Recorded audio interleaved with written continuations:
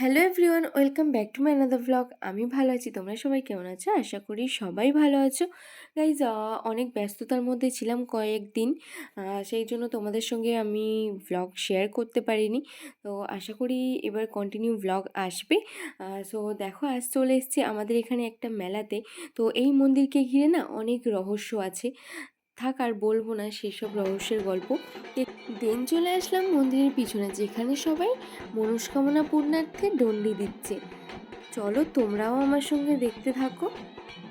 হ্যাঁ, ভিডিওটা আমি বেশি বড় করবো না, তোমরা কিন্তু স্কিপ না করে দেখো। আর এই যে সকাল টাইমটা এসছি যে যার পূজা দিতে। পূজা সকাল থেকে সন্ধে পর্যন্ত চলবে গাইজ। আর এটা বিরাট বড় মেলা। তো বিকালে এসে মেলাটা ঘুরবো, সকাল টাইমটা তোমাদের দেখাচ্ছি, চলো।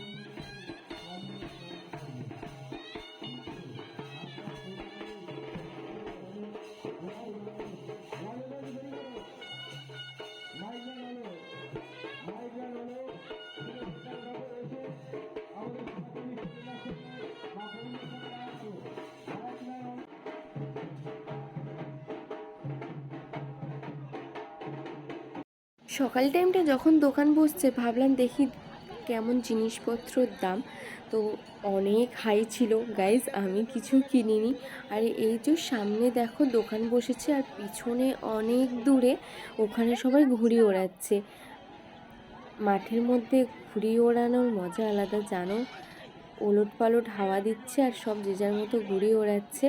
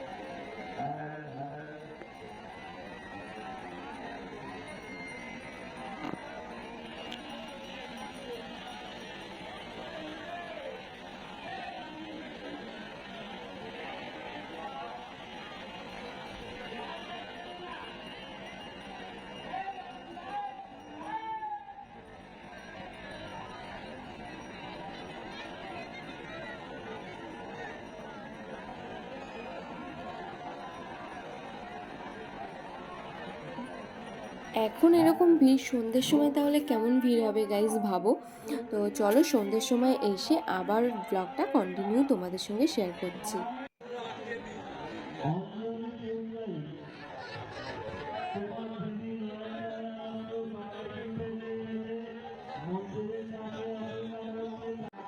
দেখো গাইজ সন্ধ্যের সময় কেমন ভিড়। তো আমি ওই ভিড়ের মধ্যে ঢুকতে ভয় পাচ্ছি। সামনে থেকে কিছু খাওয়া দাওয়া করব, জিলিপি কিনে বাড়ি যাব। চলো।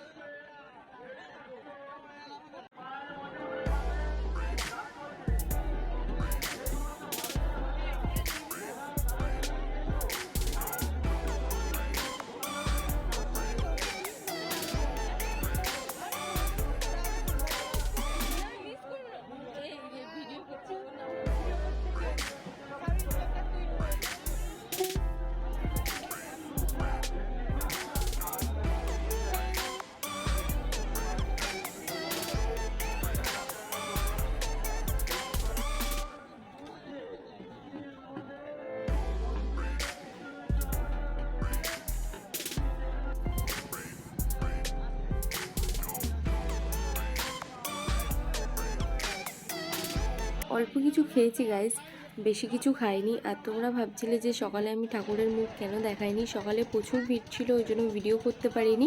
দেখো সন্ধ্যেবেলা অনেকটা ফাঁকা হয়ে গেছে, মন্দিরটা কত সুন্দর সাজিয়েছে, জাস্ট বাইরেরটা কমপ্লিট হয়েছে, ভিতরটা এখনও কমপ্লিট হয়নি।